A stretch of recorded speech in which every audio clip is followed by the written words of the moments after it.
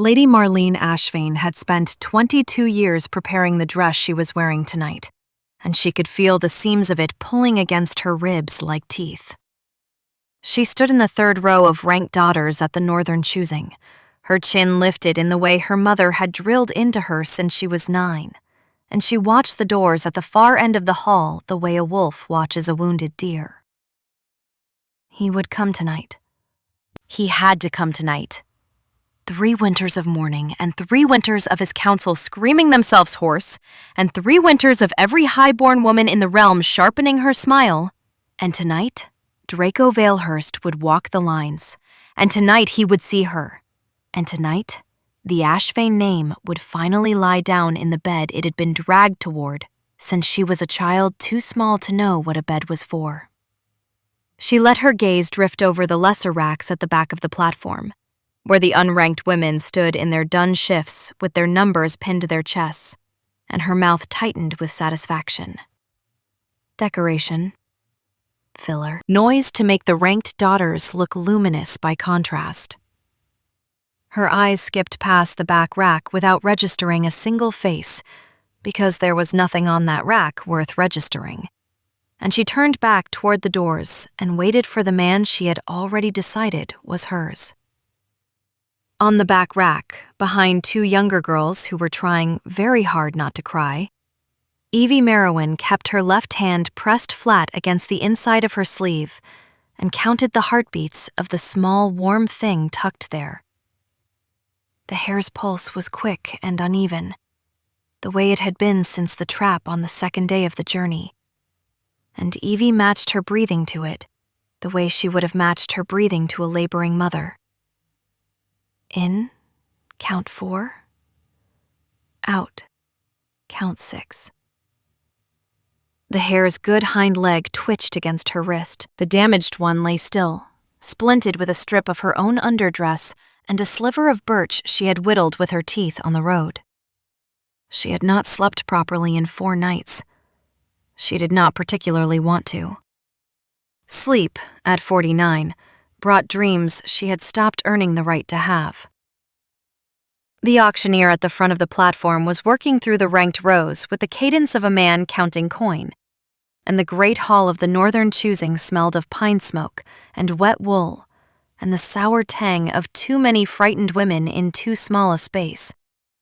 And Evie kept her eyes on the floorboards because she had learned, 31 years ago, that looking up only invited the question every wolf's-holed mouth eventually asked. Why hasn't she shifted yet? The answer her village had settled on, after the 2nd decade, was that she was broken-blooded. The answer her village had settled on, after the 3rd, was that she was a stain they had simply forgotten to wash out. The councilman who had hauled her north had not spoken to her on the journey. He had spoken about her, twice, to the driver, and both times the word he had used was problem. She had heard worse. She had been hearing worse since she was 18, and the moon had risen on her first failed transformation, and her own mother had walked out of the hut without a word, and not come back until morning. The hair shifted in her sleeve. Evie pressed her thumb gently against its ribs. Steady, little one. Almost done. Either someone bought her tonight, or no one did. And either way, by dawn the village would be free of her. And that, at least, was a kind of mercy.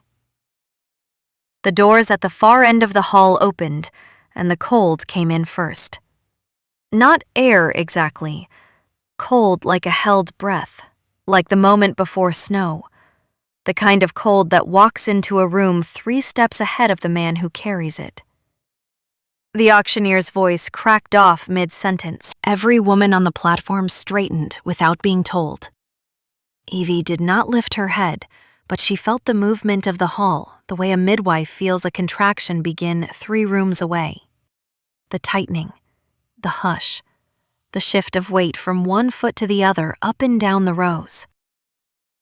Then a voice said his name, low, and another voice repeated it, and a third said it like a prayer. And Marlene Ashvain in the third row stopped breathing on purpose because she had practiced this exact moment in front of a polished shield since she was 12. Draco Valehurst did not look at the ranked rows. He walked past them. He walked past the second row and the first row and the dais where the lesser daughters were arranged in descending order of dowry. And he kept walking, and the auctioneer's mouth opened and closed twice without producing sound. The Alpha King of the Northern Reaches was taller than the rumors and quieter than the songs, and his coat was dark with travel, and his face had the still, set quality of a man who had stopped pretending 3 winters ago that he was interested in being looked at. He walked the length of the platform once without stopping. He walked it a second time, slower. On the third pass, he stopped at the back rack, and he stopped because something in Evie's left sleeve had moved, and he had seen it move, and his head had turned toward it the way a hunting dog turns toward a sound the rest of the room has not yet heard. Evie felt the weight of his attention land on her wrist before it landed on her face, and that, more than anything else that happened that night, was what she remembered afterward. He saw the hair first, the small bulge in the cloth, the careful angle of her hand, the way her thumb was holding a heartbeat in place. His gaze moved up her arm slowly, the way a man reads a sentence he is not expected to find in a book he picked up by accident. And then it reached her collarbone, and her throat, and her chin, and finally her eyes. And Evie, against 31 years of trained instinct, looked back. She did not flinch. She had nothing left to flinch with. She was 49 years old, and she had been written off so completely that there was no posture of submission left in her body that had not already been worn smooth. And so she simply met his eyes the way she would have met the eyes of a woman in her 10th hour of labor. Without judgment, without fear, with the quiet professional steadiness of someone who has already seen the worst a body can do and stayed in the room anyway. Draco Valehurst's jaw moved once. The auctioneer cleared his throat and began to read her listing in the tone reserved for clearance lots. Spent stock. Reserve of 2 sacks of barley. No bond, no rank, no record of transformation. The auctioneer's voice trailed off because Draco was no longer looking at the auctioneer. He was looking at Evie's sleeve, where the hair had gone very still, and then at Evie's face, where something was not happening that should have been happening. The racing pulse, the dilated pupils, the small, involuntary tells of a woman being appraised by a king. Her heartbeat in that moment was not loud. It was not loud anywhere in her, anywhere he could feel it. And Draco Valehurst had spent his whole life in a body that read other bodies the way other men read weather. And what he registered, standing in front of the back rack of the Northern choosing on the third and final night, was a stillness where a heartbeat ought to have been loudest. And the stillness did not frighten him. It steadied him. It was the first quiet thing he had stood inside of in 3 winters. He did not know yet what it meant. He only knew that the noise in his hall, the noise in his head, the noise that had walked north with him from the slaughter ground and would not let him sleep, all of it had stopped, abruptly, in the space of a breath, the moment he had turned his face toward this woman's sleeve. He laid his seasonal tithe on the table without taking his eyes off her.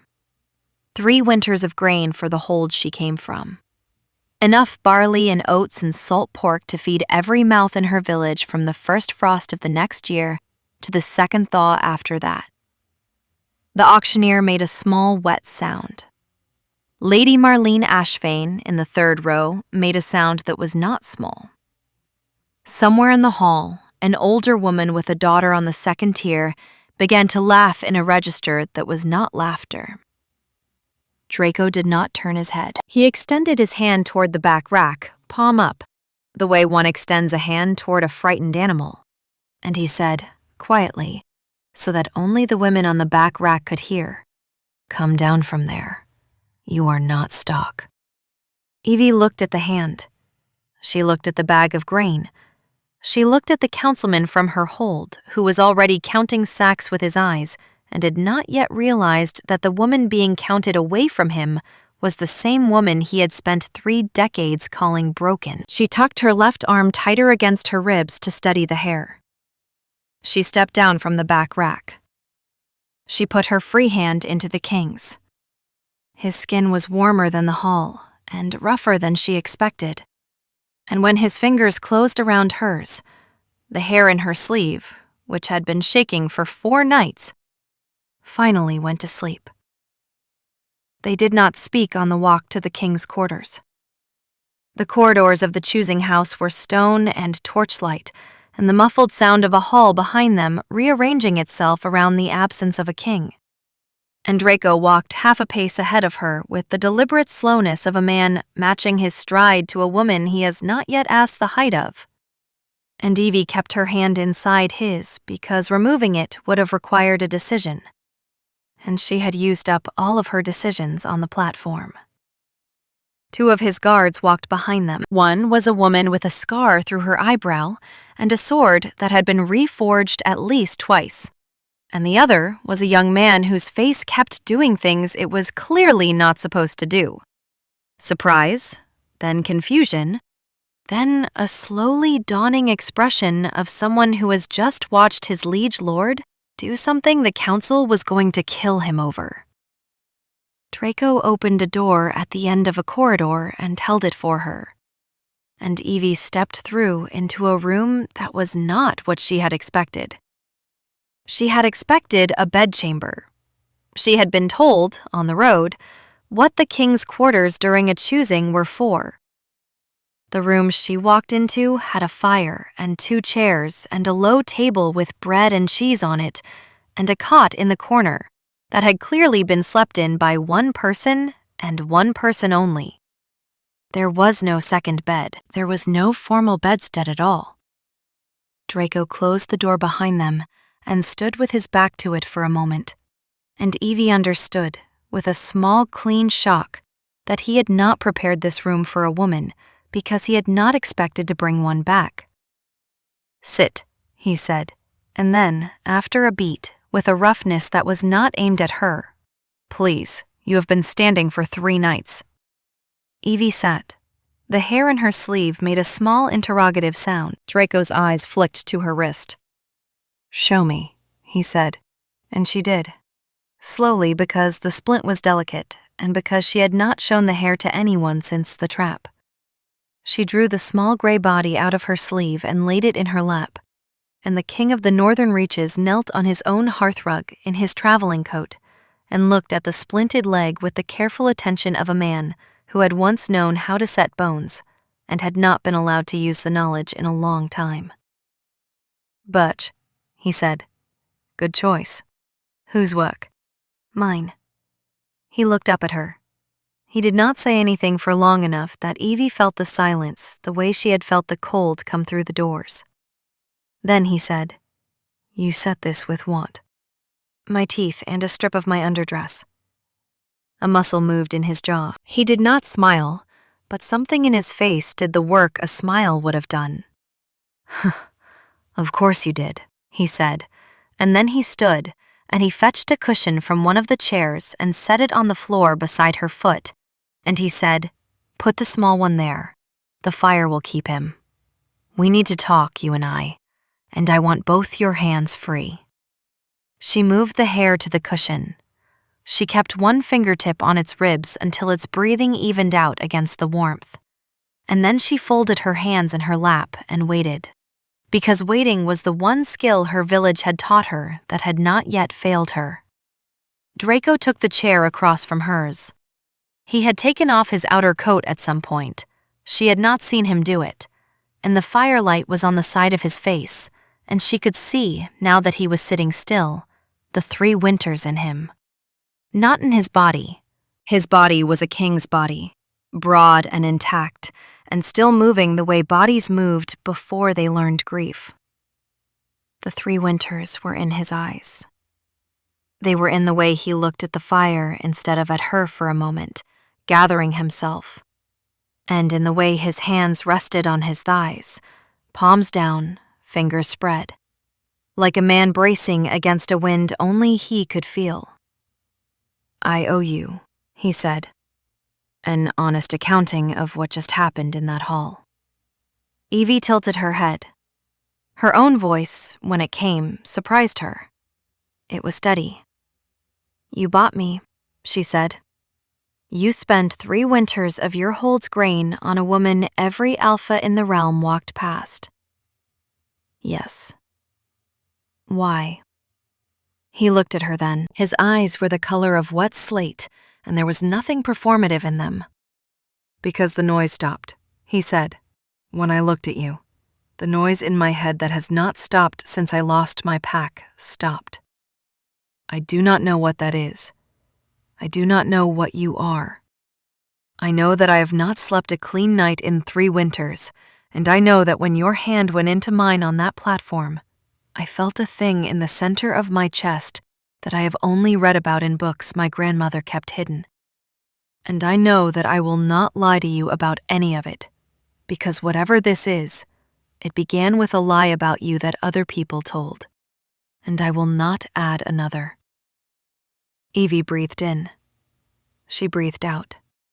The hair on the cushion shifted in its sleep. "What thing," she said carefully, "in the center of your chest?" Draco was quiet for a long moment. Then he said, "A stillness, where my heart is loudest, like a held note, as if something in you is the answer to a question my body has been asking since the moment my pack went down. And it has stopped asking, because it has been answered." Evie looked at her own hands. 31 years of village whisper rose up in the back of her throat, and she swallowed it down. "I should tell you," she said. "What they told you about me on the platform is true. I have never shifted. I am 49 years old, and I have never once felt the pull of the second self. My own mother stopped speaking to me the morning after my 18th moon. They will tell you, if you ask, that I am broken-blooded, that I am barren of the second nature. I know what they will tell me. And yet you laid down 3 winters of grain." "I laid down 3 winters of grain," he said, "because the woman they called Spentstock was carrying a wounded hair in her sleeve and looking me in the eye like she had nothing left to lose. And I have not, in 3 winters, wanted to be in a room with anyone who had anything left to lose." His mouth moved ruefully. "I have been very tired, Evie." She did not ask how he knew her name. The councilman had given it on the road. Of course he had read the listing. But it was the way he said it that made her hands go still in her lap, quietly, like a syllable he was trying not to bruise. She had not heard her own name said that way in 31 years. Possibly ever. "Your council," she said after a moment, "is going to be very angry with you." "My council," he said, "has been very angry with me since the day I was born. They will live." A small silence. Then, softer. "Tell me about the hair." She told him about the hair. She told him about the trap on the second morning of the journey, the snare set for fox that had caught the wrong animal, the way the splinter of bone had pressed against the skin without breaking it, and the way she had whittled the birch with her teeth on the cart because she had not been allowed a knife. She told him about the way the driver had laughed and said, "Leave it," and the way she had not left it. She told him about the 4 nights of carrying it in her sleeve and matching her breathing to its pulse so it would not panic itself to death.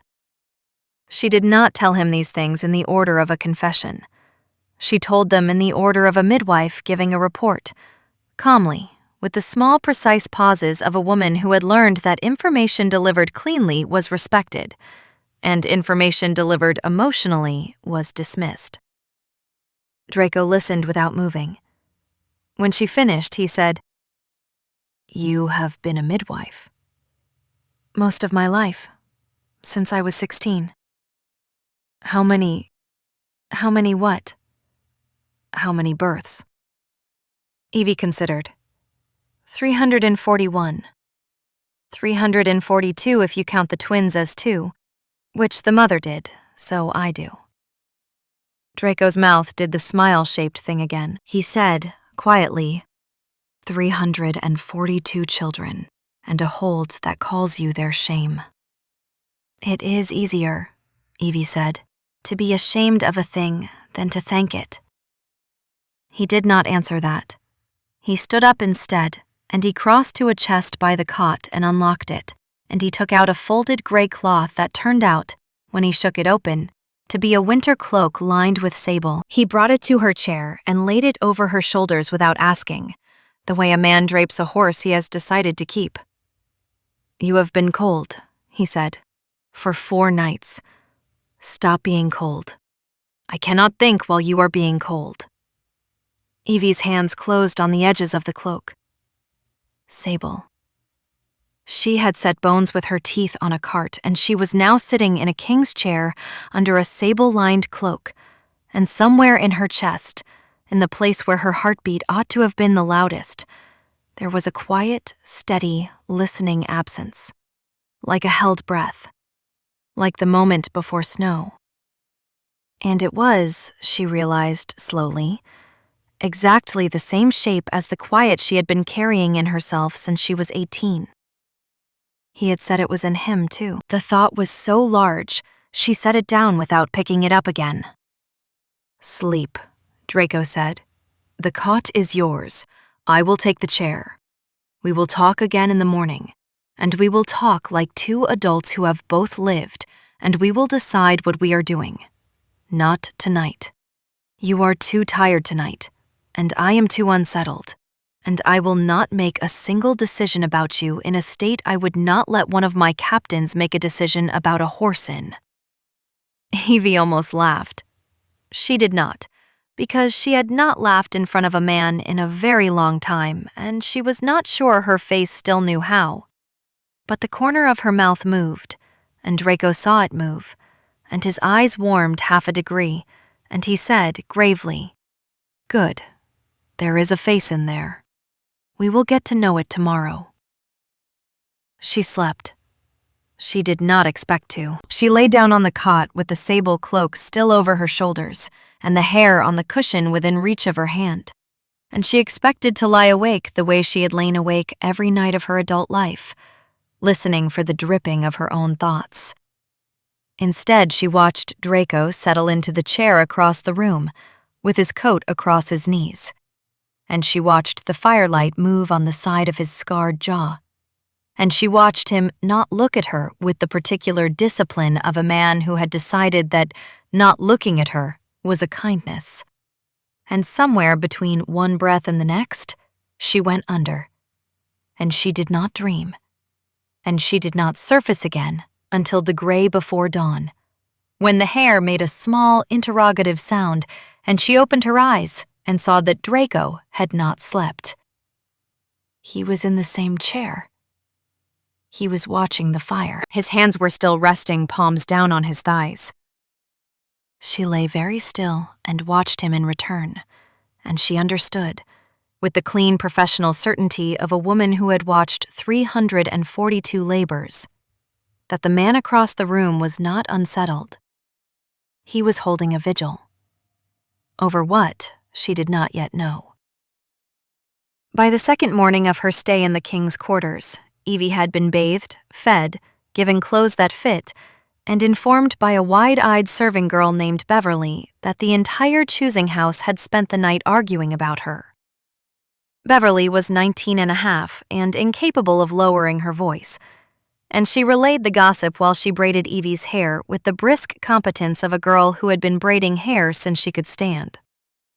Lady Marlene Ashvain had reportedly broken a goblet against a wall. The Ashvain mother had reportedly broken something more expensive. The council had been called into an emergency session that had ended with the Master of Coins shouting and the Mistress of Records weeping, and the king himself walking out halfway through and locking the council chamber from the outside. "He locked them in?" Evie said. "From the outside, ma'am, with the big iron key, the one for the granary. He said they could come out when they had stopped behaving like ranked daughters at a choosing, which, ma'am, I am only repeating what was said." Beverly's face was incandescent. "He said your name twice. I heard him. He said, 'The woman is not stock. She is a guest of this hall, and the next person who refers to her as a purchase will be invited to swim home.'" Evie, sitting very still under the girl's hands, said, "Beverly, why are you telling me this?" Beverly's hands paused. The girl considered the question with the seriousness of someone who had not previously considered it. "Because you were kind to my cousin once," she said. "8 winters ago. She had a baby that would not turn, and you turned it. And she lived, and so did the baby. And I was 11, and I remember. I did not know it was you until last night when they said your name. I am telling you because nobody in this house is going to tell you what is happening, ma'am. And I think a woman ought to know what is happening." Evie reached up and put her hand over the girl's hand and held it for a moment. She did not say anything. She did not have to. Beverly's mouth wobbled once, and the girl steadied it, and the braid resumed. "Also," Beverly added after a careful pause, "Lady Ashvain has requested an audience with the king this afternoon. He has agreed. She is being permitted to bring 2 attendants. I am telling you that one too, ma'am, because the woman is, if I may be honest above my station, a snake." "You may be honest above your station." "She is a snake." Evie almost laughed. It came out as a breath instead, but it was closer than she had been in years. She thought about Marlene Ashvain, whose face she had not registered on the platform, and about the broken goblet, and about a woman who had spent 22 years preparing a dress for a man who had walked past her without slowing to lay his tithe on the back rack. The audience would not be a pleasant one.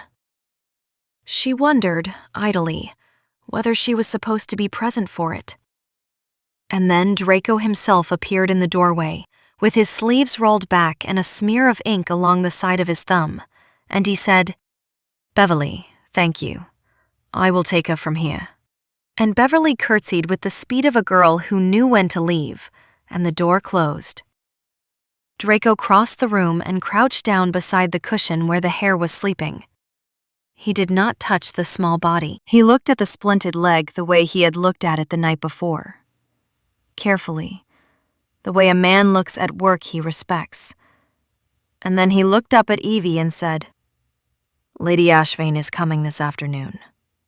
I would like you in the room." "You would like me in the room?" "I would like you in the room because she is going to say a number of cruel things about you to my face, and I would like her to say them with you in front of her. Because I have noticed in my life, the cruelty conducted in absence is a different animal from cruelty conducted in presence, and I want her to meet the second animal." Evie was quiet. Then she said, "You are putting me in front of her on purpose." "Yes." "Why?" Draco stood up. He looked at her for a long moment, the firelight from the morning hearth on his face the way the firelight from the night hearth had been, and he said, "Because you have been spoken about behind your back for 31 years. And I have decided that this house is going to be the first one in which that does not happen. If she has something to say about you, she will say it to your face, and you will answer or not answer as you please, and I will sit beside you and not above you." and the council can write whatever it likes in its records about the breach of protocol. That is why. Evie looked at her hands. They were not shaking. They had not shaken since the platform. She thought, with a small, clean clarity that surprised her, that she had been waiting her entire life for someone to say a sentence that began with the words, "I have decided that this house is going to be the first one in which," and she had not known she was waiting for it until she heard it. "All right," she said. "I will be in the room." Lady Marlene Ashvain swept into the king's audience chamber that afternoon in a gown the color of crushed wine and with her chin at the precise angle she had practiced in the polished shield. And she got 9 words into her opening speech before her eyes found Evie sitting in the chair to the right of the king, and her speech fell out of her mouth onto the floor. "She is here," Marlene said. The voice that came out of her was not the voice she had walked in with. It was a voice that had been startled into honesty, and it rang a little. "She is here." "She is here," Draco agreed mildly. "Sit." "Your Grace, I did not come here to—" "Sit, Marlene." Marlene sat. Her 2 attendants, a thin woman with the kind of face that took notes for a living, and a second woman whose role Evie could not immediately read, arranged themselves behind her chair with the precision of pieces on a board. Evie kept her hands folded in her lap. The hair, well-fed and sleeping, was tucked into the inside pocket of her new overdress, which had a pocket because she had asked for one, and Beverly had had one sewn in by lunchtime. Marlene began again. "Your Grace, I have come on behalf of my house, and of the 17 ranked houses who have signed the petition, to register our concern about the—" She could not bring herself to use Evie's name. "About the situation. The realm has expectations of its king. There are protocols for the choosing. There are bloodlines to be considered. There are—" "Marlene." Draco's voice was still mild, but something underneath it had gone quiet in a way Evie recognized. It was the same quiet she had heard in the hall. The cold walking 3 steps ahead quiet, the quiet that arrived before the man did. "Look at her." Marlene did not look at Evie. "Your Grace, look at her. You have been speaking about her for 2 minutes and you have not yet looked at her. Your petition is about a woman whose face you have not yet permitted yourself to see. Look at her, and then say what you came to say, and we will hear you out." Marlene's head turned. Her eyes met Evie's. Evie held the gaze the way she had held Draco's on the platform, without judgment, without fear, with the steadiness of 342 labors. She watched something in Marlene's face go through a sequence of small, rapid shifts. The practiced disdain, the flicker of confusion when the disdain did not produce its usual flinch, the tightening at the corners of the mouth when the woman she was preparing to dismiss declined to be dismissed. Marlene Ashvain found, with a feeling that surprised her, that she could not say the speech she had come to say. She said instead, in a voice that was suddenly tighter and younger, "She is too old." "Yes," Draco said. "She is older than I am by 4 winters. Continue." She cannot, Your Grace, she has never undergone the first transformation. She is past every age at which it is possible. The bloodline of the Northern Reaches cannot rest on a woman who—" "The bloodline of the Northern Reaches," Draco said, "rested for 3 winters on a corpse. I think it can survive an afternoon resting on a midwife who has delivered 342 children, and currently has a wounded hair in her pocket. Continue, Marlene. You have 1 more sentence. Use it carefully." The second of Marlene's attendants, the one whose role Evie had not been able to read, moved. It was a small movement. It was a hand sliding down the side of a skirt toward a fold of cloth. And it was the kind of movement Evie had seen perhaps once in her life, in a tavern. And the woman who had made it that night had killed a man with a blade before anyone had finished standing up. Evie said, very calmly, "Draco." She had never used his name aloud. He turned his head. She said, "The woman behind Lady Ashvain's left shoulder has a knife in her right sleeve, and her hand is on it. And she is going to use it in the next 4 breaths." It was not a guess. It was the kind of clean, professional certainty a midwife carried about the bodies in a room. The scar-browed guard at the door moved before Draco did. The note-taking attendant screamed. The knife came out of the sleeve in a flat gray arc and went not toward Draco, but toward Evie. And Draco, in the same motion, came up out of his chair and across the small space between them and put his body between the blade and her chest. The knife went into his shoulder up to the hilt. He did not make a sound. He caught the woman's wrist with his other hand and broke it cleanly, the way one breaks kindling. And the scar-browed guard had her on the floor before the second breath was finished. And Marlene Ashvain was screaming. And the note-taker was screaming. And the room had become very small and very loud. And Evie was already on her feet with her hands on Draco's shoulder, easing him down into the chair, her voice low and even and absolutely unhurried. "Sit. Do not pull it. Do not pull it. The blade is in muscle, not lung. I can hear you breathing clean. But if you pull it, I will have to chase the bleed, and I would rather not. Beverly. Beverly, hot water and clean cloth and the satchel from my room, the brown one. Now, please. Guard, the prisoner is alive. Keep her alive. The king will want to ask her things. Marlene, stand against that wall. Do not move from it. Do not speak. Do not faint. If you are going to faint, faint sitting down so I do not have to step over you." She did not raise her voice. She did not need to. 342 labors had given her a register that closed throats. Marlene Ashvain stood against the wall. Beverly ran.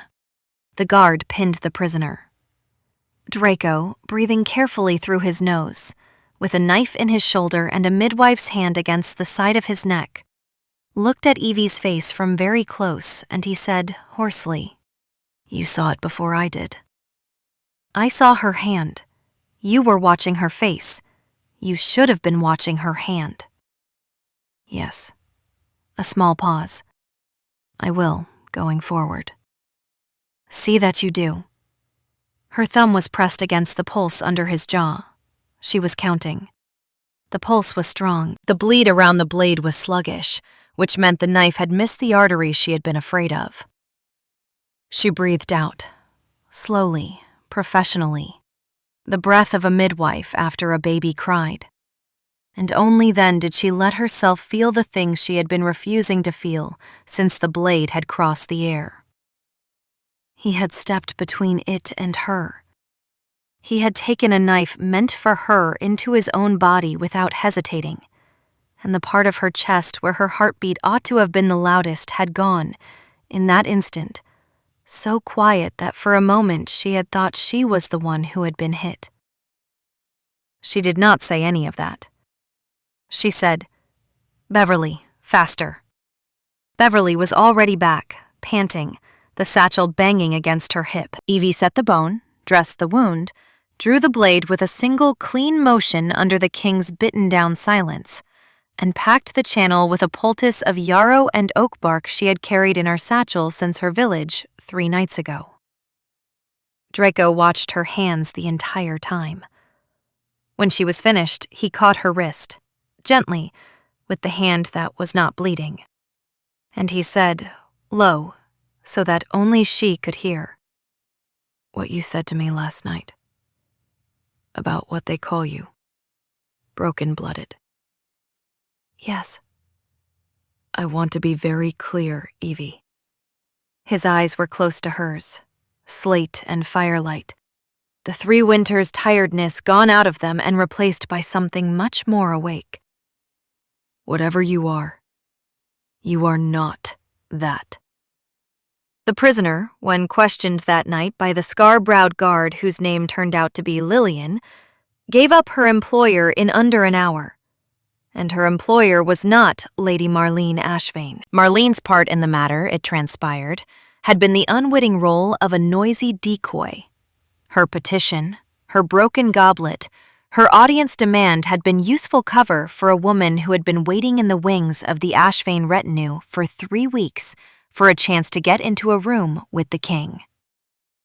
The employer was the master of coin, an elegant man named Maverick Holleran, who had served the northern reaches for 29 years, who had been the one shouting in the locked council chamber that morning, who had been the one, 3 winters ago, who had organized the patrol routes on the night Draco's pack had been slaughtered, and who had been, since the death of the king's heir, the loudest voice on the council insisting that Draco take a new ranked bondmate so that the line of succession could be settled in a way the master of coin could quietly steer.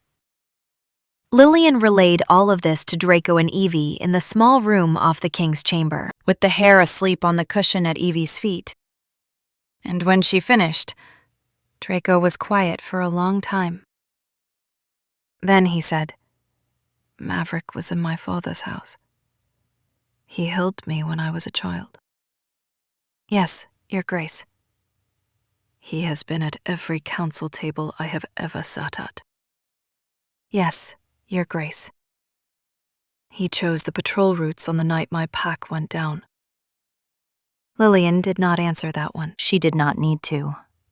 Draco's good hand closed slowly into a fist on his knee, and Evie, watching him, understood with a small, clean certainty that Maverick Holleran had been the source of the noise Draco had carried north for 3 winters. Not the killer himself, perhaps, but the architect. The polished insider who had let the wolves in and then stood at the king's elbow afterward, advising him how to grieve. The decoy had been the brutish suitor everyone had been worried about. The loud Ashvain petition, the obvious threat. The real animal had been at the council table the whole time. Draco said, "Bring him." Lillian hesitated. "Your Grace, he left the choosing house an hour after the audience. He has a 16-hour head start." "On horse?" "On horse, with 2 men." Draco's jaw moved once. He looked at Evie. He said simply, "I have to go after him." "I know. I would like you to come with me." Evie did not blink. "I am a midwife, Draco. I am not a tracker. I have not ridden hard since I was 30. I am not asking because I need a tracker. I am asking because I do not want to wake up tomorrow morning in a saddle and find that the quiet in my chest has gone away because I left you behind in a room with people who would, given the chance, finish what their colleagues started. The Ashvain retinue is leaving at dawn under guard, and Lillian will be here. But I want you with me. I want you in my eyeline. I want, frankly, the small gray animal in your pocket within reach of my hand." His mouth moved dryly. "I have decided I am fond of him. He is asleep. He is wise to sleep. We are about to ride into a great deal of weather." Evie looked at her hands. She thought about her age. She thought about her knees, which were 49 years old and had the opinions of 49-year-old knees about long rides. She thought about the woman she had been on the platform 3 nights ago, counting heartbeats in her sleeve, half hoping no one would bid, 3 decades into being the village's quiet shame. And she thought about the woman she was now, sitting in a king's small room with a king's blood under her fingernails, and a king asking her to ride out with him after the man who had killed his pack. She said, "I will need a horse with sense." "I will give you a horse with sense." "I will need a satchel restocked." "It is being restocked." I will need one more night's sleep first. I am 49. Draco. I am not a girl. I am useless to you and to myself if I ride out exhausted. You will sleep tonight. We ride at the second dawn. Maverick will go to ground at his estate before he runs further. He has gold there he will not leave behind. And we will have him in his own hall before the third night. Lillian has already sent riders ahead. A pause. Evie. Yes? Thank you. Evie nodded. She did not trust her voice. The quiet where her heart should have been the loudest had not gone away since the knife. It had, if anything, deepened, the way a held note deepens when it is held longer. And she was beginning to suspect, with a small private dread that was also, somehow, a small private joy, that the quiet was not the absence of something. It was the active suppression of it. Something in her was holding very still, the way she had held the hair still in the cart, the way she had been holding herself still for 31 years. She did not know yet what was being held. She knew only that when Draco had stepped between her and the knife, the holding had nearly slipped, and something underneath had nearly looked up. They rode at the second dawn. Draco's shoulder was bound under his coat, and Evie had threatened him with 3 separate herbal indignities if he reopened the wound.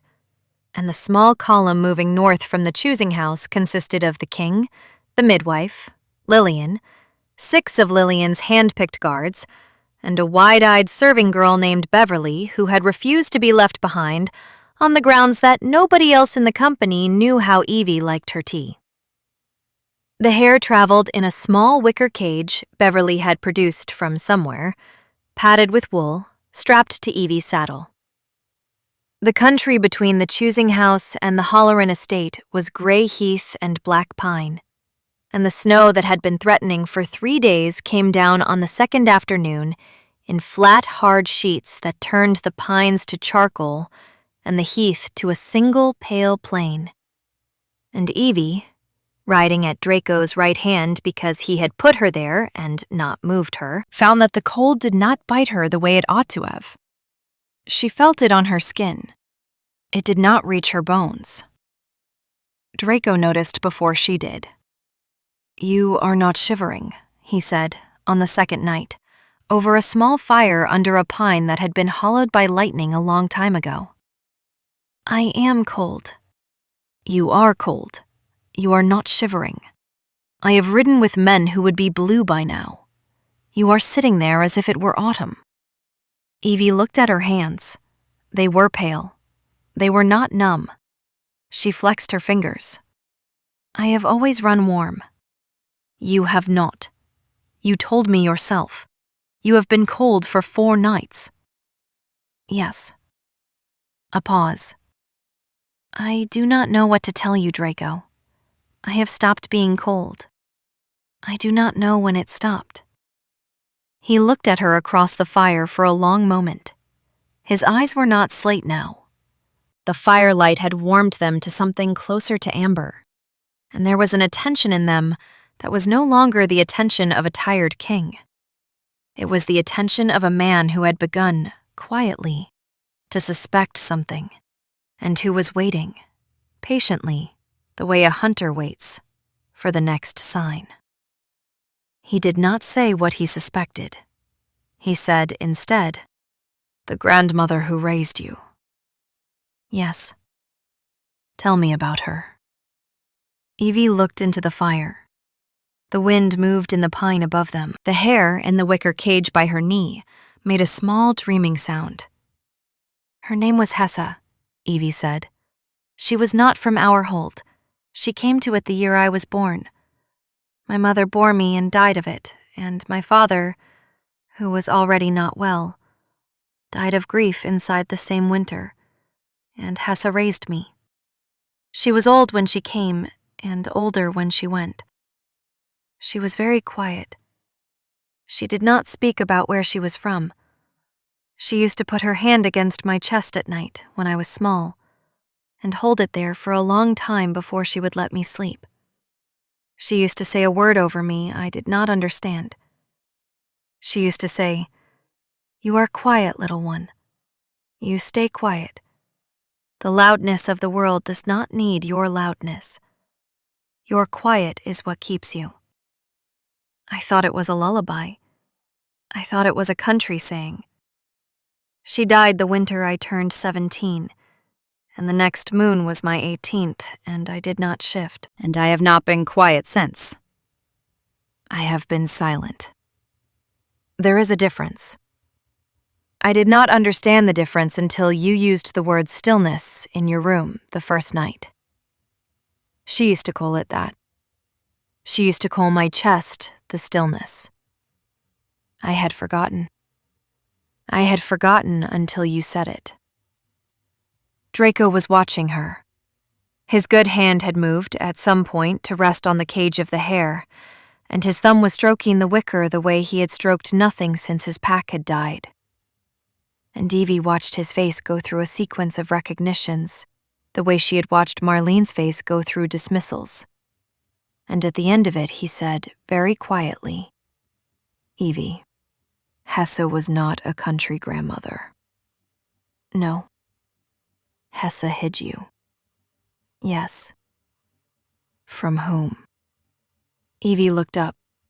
The snow had stopped. The sky above the pine was clear and very black, and the stars were the particular stars of the northern reaches, sharp and many, and somewhere in the back of her chest the held note was deepening again. "I do not know," she said. "I have never known. She did not tell me. She told me to be quiet. She put her hand on my chest and she taught me to be still. She taught me, without ever telling me, to do something I have been doing my whole life without knowing I was doing it. The not shifting, Draco. The thing my village called broken. It is not a broken thing. It is a held thing. I have been holding it, the way I held the hare still on the cart, for 31 years, because she taught me to. Because something in my blood would have been seen if I had let it move, and she did not want it to be seen." Draco's jaw moved. He said, "By whom?" "I do not know." "You do know. Somewhere in you. Think." Evie closed her eyes. The wind moved in the pine, Hesse's hand on her chest, small and dry and warm. Hesse's voice in the dark. The word she had said over and over. The word Evie had thought was a country word. She heard it now, with the clarity of a thing remembered cleanly for the first time in 3 decades.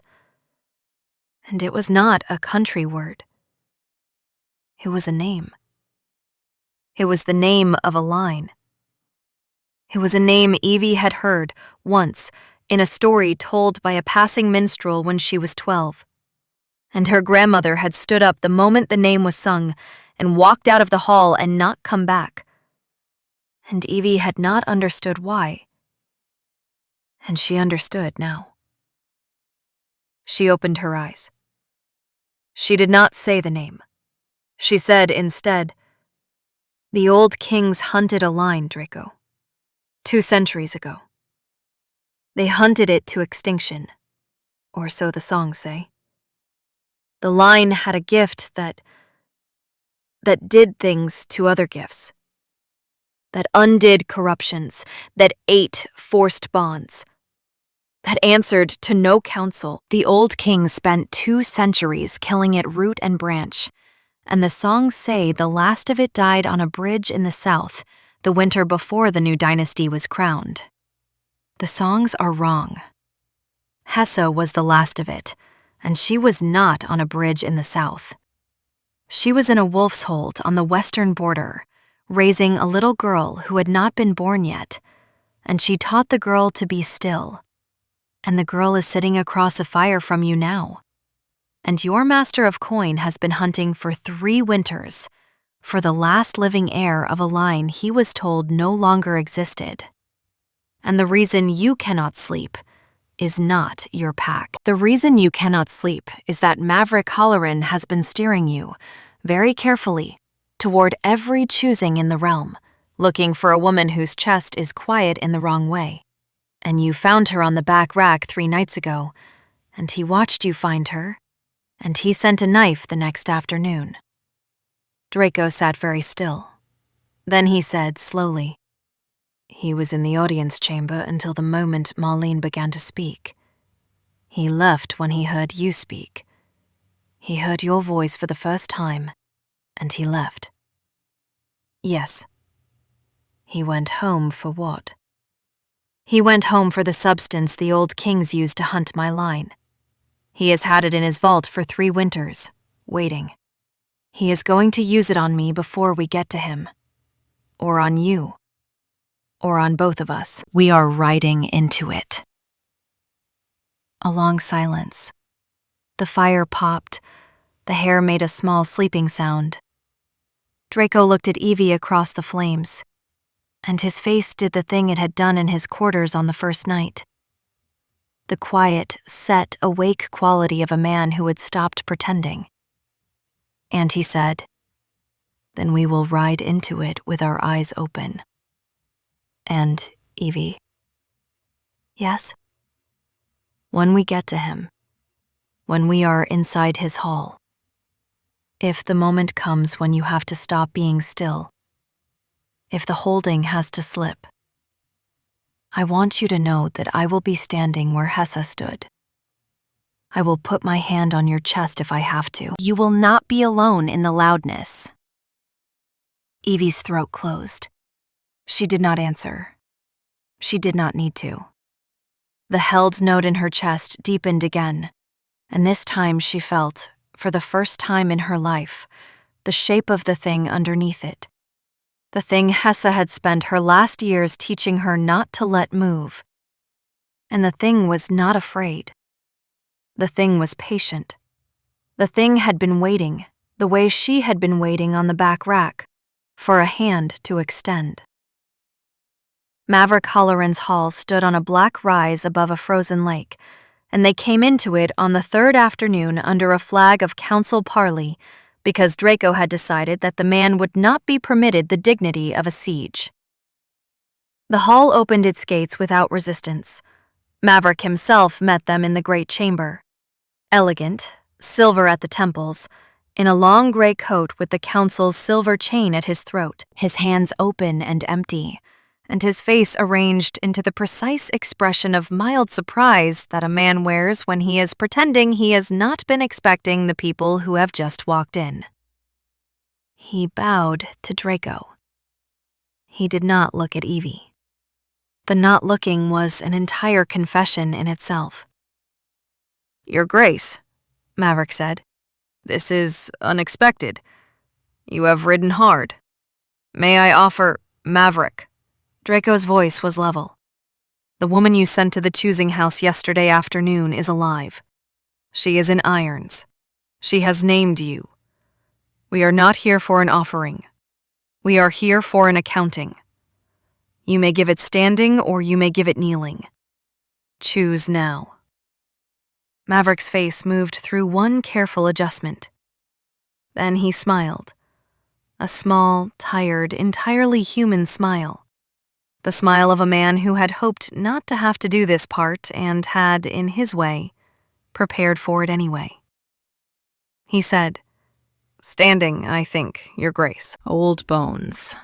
He extended his hand toward a side table where a decanter sat, and the gesture was so courteous, so perfectly the gesture of a host, that the guards by the door did not move, and Evie, who had been watching his hand the way she had watched the woman behind Marlene's shoulder, saw the small dark vial in his palm a half-second before his fingers closed on the stopper. She said, "Draco, step back." She said it the way she had said it in the audience chamber. Draco stepped back. The vial came open. Maverick threw the contents not at the king, but at the floor between them, and the dark liquid hit the stone and went up not as smoke, but as a fine gray mist. And the mist had a smell Evie had never smelled before, but that her body knew the way her body had always known things her mind had not yet learned. Old, mineral, wrong. The smell of a substance that did not belong in the world. The guard staggered. Lillian, by the door, went to one knee, her hand groping for her sword.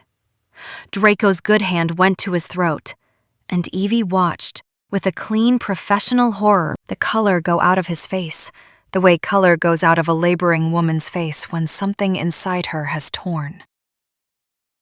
The mist was not aimed at her. The mist did not know what to do with her. It moved around her body the way water moves around a stone. Maverick saw it. His face, which had been arranged into the host's mild surprise, fell open into something younger and more frightened, and he said in a voice that was no longer elegant, "It is true. 3 winters. It is true." He fumbled at his belt for a second vial. Evie did not let him reach it. She crossed the floor between them in 3 strides, her 49-year-old knees doing exactly what she had told them to do, no more and no less. And she put her hand flat on his chest, the way Hessa had used to put her hand flat on Evie's chest. And she stopped being still. It was not an awakening. It was not an ignition. It was exactly as she had suspected on the heath under the pine. A release. The thing under the held note in her chest stopped being held. It moved. It moved outward through her hand into Maverick Holloran's chest, and it was not flame and it was not light. It was a quiet so deep it ate the mist out of the air between them, ate the mineral wrongness out of the stone of the floor, ate the held panic out of Lillian's lungs at the door, ate in the same motion the small, corrupt thing that had been sitting in Maverick's heart for 29 years and telling him he was owed more than he had been given. Maverick made a sound. It was not a death sound. It was the sound of a man who had been holding a weight for a very long time and had finally been permitted to put it down. He went to his knees. The vial fell from his hand and rolled across the stone. The mist was gone. Gone the way a held breath is gone, simply not there anymore. And the air in the hall smelled of pine and stone, and very faintly, of the herbs in Evie's satchel. Evie kept her hand on his chest. She felt the thing she had eaten. Felt it, in the moment after she had taken it, sitting in her own chest like a small hot coal. And she did the thing Hessa had taught her without ever telling her she was teaching it. She held it still. She held it still, and she breathed. And the coal cooled, and the held note in her chest deepened around it. And the corrupt thing, whatever it had been, whatever the old kings had used, whatever Maverick had drunk into himself in increments over 29 years, went out, like a candle in a closed room, and was gone. Maverick wept. He wept the way an old man weeps when he is tired. He said, It was always there. It was always. I did not, Your Grace, I did not know how much of me was. He could not finish the sentence. Draco, behind Evie, had got his color back. He was on his feet. His hand was on Evie's shoulder, very light, very steady. And his voice when he spoke was not the voice of a king delivering a verdict. It was the voice of a man who had been told, 3 winters too late, what had actually been done to his pack. He said, Maverick, the patrol routes. Maverick nodded, weeping. He did not lie. He could not. The thing that had taught him to lie was no longer in him. He named the men. He named the dates. He named the gold that had changed hands and the noble houses that had paid it. And Lillian, by the door, had her writing tablet out and her hand was steady, and the accounting that the Hall of the Northern Reaches had been waiting 3 winters to have was given, in full, by a kneeling old man who had been emptied of the thing that had been steering him.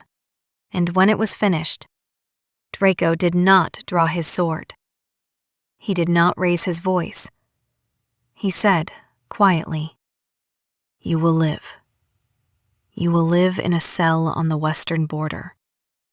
You will write down everything you have just told us, and you will write down everything you remember of the men who taught you, and the substance you used, and the line you hunted. You will be useful for the rest of your life, Maverick, in a way you have not been useful in 29 years. That is your sentence. Mercy, I am told, is the choice that distinguishes me from you. I am choosing it. Take him." They took him. Lillian's guards moved with the precision of people who had been waiting 3 winters to move with precision, and the great hall of the Halloran estate emptied, and Evie was left standing in the center of the stone floor, with her hand still half raised and the small hot coal in her chest cooling under the held note, and Draco's hand on her shoulder, and the smell of pine and herbs in the air. Draco turned her, gently, with the hand that was on her shoulder. He looked at her face. His eyes were not slate, and they were not amber. They were tired and very clear, the way the sky had been clear over the pine. And he said, "Stillness." Yes. Hessa was right. The loudness of the world did not need your loudness. No. Your quiet is what kept you. Yes. Evie. Yes, Draco. He cupped her face. His hand was warm and rough and shaking very faintly, and he did not say, "I love you," and he did not say, "You are mine," and he did not say any of the things the songs say in this moment. He said, "Sit down. You are about to fall." She sat down. She did not fall. She sat down on the stone of the Halloran Hall, in her travel coat with the small wicker cage by her knee, and Draco sat down beside her. Not above her, beside her, the way he had said he would sit in the audience chamber. And the hair, which had slept through the entire confrontation with the calm of an animal that had decided long ago that this woman would keep it warm, made a small interrogative sound from inside the wicker, and Evie laughed. It came out raggedly. It was not a graceful laugh. It was the laugh of a 49-year-old midwife who had just spent a thing she had been holding for 31 years. And Draco heard it, and his face, slowly, like a window opening, did the smile-shaped thing for the first time since his pack had died, and this time it reached his eyes. 11 days later, Evie was in the king's kitchen at the Northern Reaches, in a clean wool dress the color of oak grass, peeling apples for a pie that Beverly was making under the close supervision of the head cook, a thunderous woman named Henny, who had taken one look at Evie on the day of arrival and informed the household, at volume, that she would fight any council member who tried to remove this woman from her hearth. The kitchen was warm. The hare, whose splint had come off the previous afternoon, was investigating the legs of a stool with the slow, methodical curiosity of a creature who had decided that this room was now the world. Outside the kitchen window, the first thaw of the year was working at the icicles along the eaves, and the sound of dripping was steady and unhurried. And Evie peeled apples in long, unbroken spirals because Hessa had taught her to, and because she had not, until this week, had a kitchen of her own to peel them in. Draco came in through the side door with snow on his shoulders and a folded letter in his hand, and he did not announce himself. He set the letter on the table, picked up an apple from the bowl, and began to eat it in the manner of a man who had been raised in a hall that did not permit kings to eat in kitchens and had decided recently that he was going to eat in kitchens for the rest of his life. He said, The council has voted. And? 3-9. In our favor. The marriage is confirmed. The bloodline question has been, his mouth moved, tabled, on the grounds that the Master of Records read out the full historical record of your line in open chamber yesterday, and 3 of the older councillors fainted. Fainted. Theatrically. Marlene Ashvain, by the way, has retired to the South Coast with her mother, where she is reported to be writing a book. About what? Unclear. The southern coast is apparently lovely this time of year. Evie laughed. The laugh came easier this time. It was the 11th day of laughing more easily, and her face was beginning to remember how. She picked up another apple. She said without looking at him, "Beverly has informed me that I am to take a sleeping draft tonight, whether I want to or not. On the grounds that I have been getting up at first light to check on Maverick's letters, and I look, in her professional opinion, like a midwife who has not been midwifed." Beverly is correct. Beverly is 19 and a half. Beverly is correct anyway. A pause. He set the half-eaten apple down.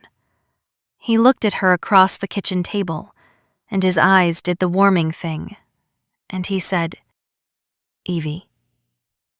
"Yes?" "Henny tells me that you have been sick 3 mornings this week." Henny, at the hearth, Made a noise that was not denial. Evie set the paring knife down. She did not look at Draco. She looked at the apple peel curling on the wood. She said carefully, "I am 49, Draco. My body has been doing a great deal of remembering this last fortnight. It is remembering that it is no longer holding a thing it held for 31 years. It is remembering, I think, what it is for. I am not telling you anything yet. I am telling you that my body is preparing for a thing it has not prepared for in a very long time, and whether the preparation comes to anything, at my age, after what we have just done, I do not know. I do not want you to know it as a thing decided. I want you to know it as a thing my body is considering." Draco was quiet. Then he reached across the table, not for her hand, for the apple peel. And he picked up the long, unbroken spiral and laid it carefully on the back of his own hand, where it sat like a small bracelet. And he said, "Whatever your body decides, Evie, it will not decide it alone. I will be here. I am here. The hall is here. Beverly is here, and Henny is here, and the small grey one is here, and the council has voted, and we have time. We have, for the first time in either of our lives, time. Your body may take it. It is permitted to take it." She looked up. Her eyes were wet. She did not let them spill. She had spent 31 years not spilling, and she was not going to start in front of Henny. She said, "Eat your apple, Draco." "I am eating my apple." "You are wearing it as jewelry." "I am multitasking."